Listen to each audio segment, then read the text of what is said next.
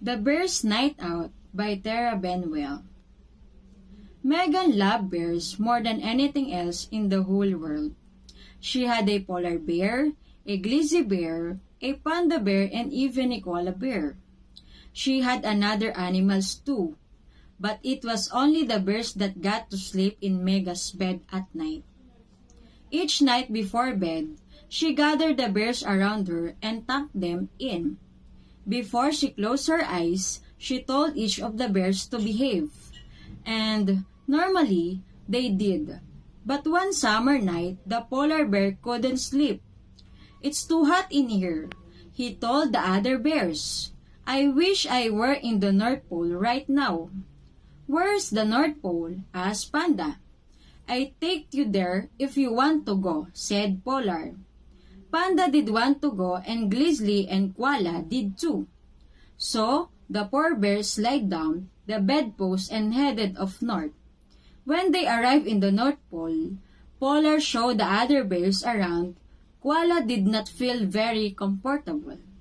"It's too cold," said Koala. "I could never live here." "We polar bears have two kinds of fur," Polar said. "Some that is woolly and keeps us warm, and some that is spiky and keeps us dry. And even though we are as white as the snow, we have a thick black skin that keeps us comfortable." "It was nice to meet your friends and family," said Koala, "but I wish I were somewhere warmer." So, the bears headed south, all the way down to Australia. Koala showed her friends around. "Is there something to drink?" asked Grizzly. "It's hot here, and I'm thirsty." "Koala bears eat eucalyptus," asked Koala. "We get all the water we need from the leaves."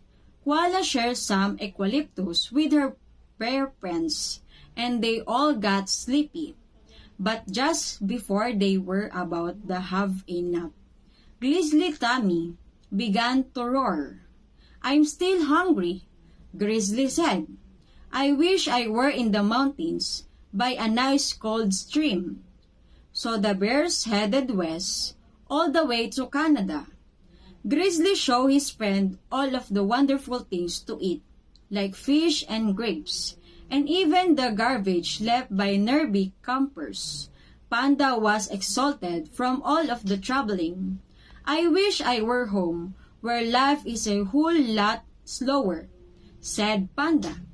So, the poor bears headed east to China. As they were traveling, Panda looked very worried. "Aren't you happy to be going home for a visit?" Polar asked Panda. "I am, but I'm afraid there won't be any pandas left," explained Panda.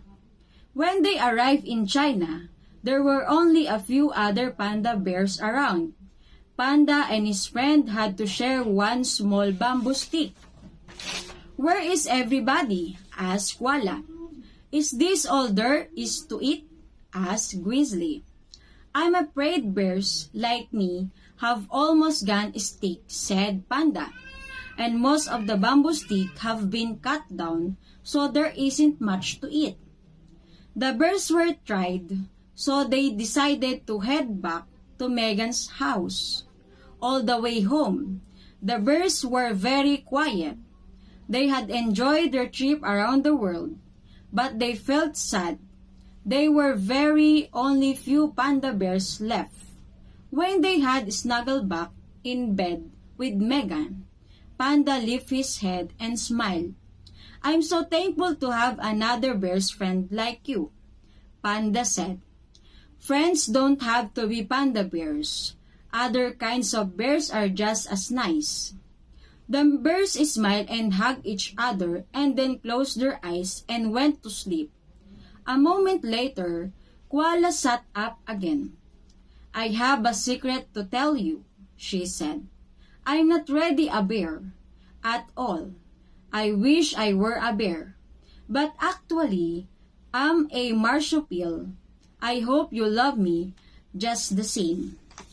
None of the bears said a word. They were already fast asleep.